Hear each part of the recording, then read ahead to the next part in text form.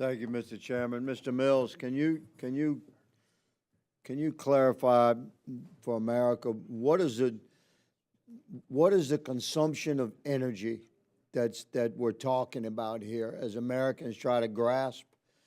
You know, what's the difference between a data center requirement and what kind of energy does AI draw? Why is that different from a business or a home? Will you explain what we're talking about regarding the needs for the consumption of energy from our, clearly it has to come from our existing grid, or the grid that we envision modernizing in the near future if we're to participate in this this global competition to lead the emergence of AI and data technology. So could you clarify for America about how much energy is required for this? Well, it has surprised a lot of people, Mr. Congressman, as you know. It's the computer age began. I was part of the beginning of the computer age as a young man designing and manufacturing microprocessors, and very few people thought about computers in city-size power consumption terms at that time. There were a handful of forecasters who expected that to happen. I'll say again, it happened because we make computing so efficient.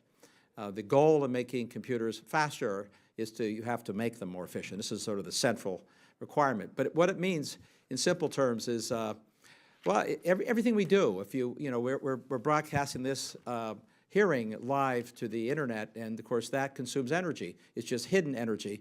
And it consumes roughly as much as the people that are watching it. Each person, their energy share of watching this hearing online is roughly equal to if they took a bus ride 10 or 20 miles. But may I ask if I can interject while the gentleman's explaining? Americans are watching something else if they're not watching this. That's true. And the lights are on in this place, Correct. whether anyone's in this room or not. It's all using energy. The energy, you know, the cameras are plugged in. So yes.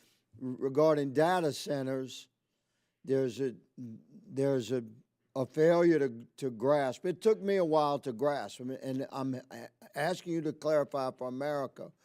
Why do the envision data centers and AI technology, why is the consumption of energy so massive?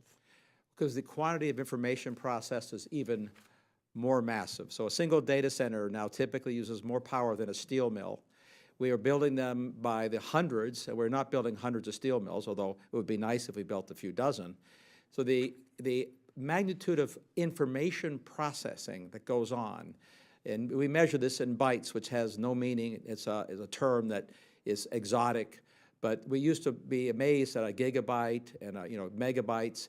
These are measured in numbers that are literally astronomical. The quantity of data being processed and will be processed to do everything that we've heard from our witnesses, my colleagues, it will keep expanding, whether it's medical care or entertainment. Okay, so our existing grid cannot, if we were to win the race, we don't have the grid to carry the victory, do we? That's correct. That's correct, sir. That's right. So modernization of the grid across the country is would you say that's a paramount consideration? Modernization of the grid and the opportunity for private players to produce power that doesn't have to be on grid. Yes, sir. Both. Roger that. Okay, it was brought up earlier regarding the need for fresh water for cooling. Can you comment on that from an energy perspective? Cooling is the challenge. These are very hot processors. The surface of each chip is hotter than the surface of the sun. It's a crazy number. It's hard to cool them. It takes a lot of water. I think what you'll see increasingly is data centers sited where there aren't water challenges and there are not transmission challenges, but because commonly some of the least expensive energy sources are where you also have some of the least water.